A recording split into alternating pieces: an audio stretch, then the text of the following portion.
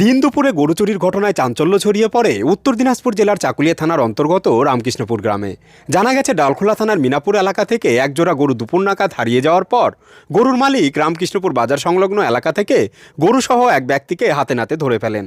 অভিযুক্ত ব্যক্তিটি সেখান থেকে পালিয়ে যাওয়ার চেষ্টা করলে গ্রামবাসীরা তাকে ধাওয়া করে। এক পর্যায়ে উপায় না পেয়ে সে পাশের একটি পানা পুকুরে ঝাঁপ দেয় এবং ধরা পড়া এড়াতে জলের মধ্যেই অচৈতন্য হওয়ার নাটক করতে থাকে। এই নাটকীয় পরিস্থিতি দেখতে এলাকায় বহু মানুষের ভিড় জমে যায়।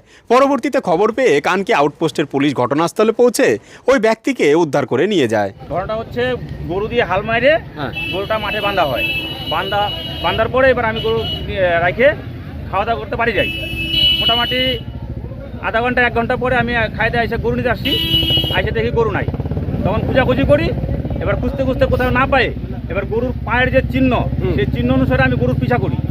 রাস্তাতে এসে জিজ্ঞেস করি একজনকে, সে বলে যে দুইটা গরু একজনে নিয়ে গেছে দিক দিয়ে। তখন ওই পিছা করতে করতে এই অবধি আর কি পৌঁছানো। আচ্ছা, রামকৃষ্ণপুরে। আপনাদের গ্রামের নাম কি? মিনাপুর। আর এখন গরু পাওয়া গেল কোথায়? রামকৃষ্ণপুর।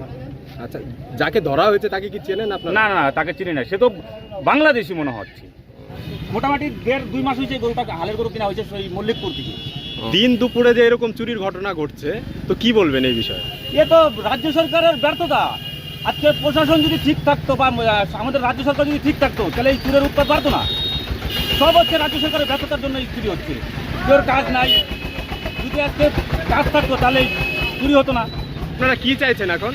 আমরা যাচ্ছি চোরের একদম কঠোর শাস্তি, যাতে পরবর্তীতে এরকম পরবর্তীতে না হয়। দিনের বেলা গরু চুরি হওয়া মানে বুঝতেই পারছেন যে চারোদিকে বাচ্চা ধরার আবহাওয়া চলছে, তার মধ্যে গরু চুরি।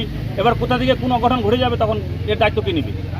তো এটা দায়িত্ব প্রশাসনের নেওয়া উচিত। আপনার নাম? আমার নাম হারাধন সরকার।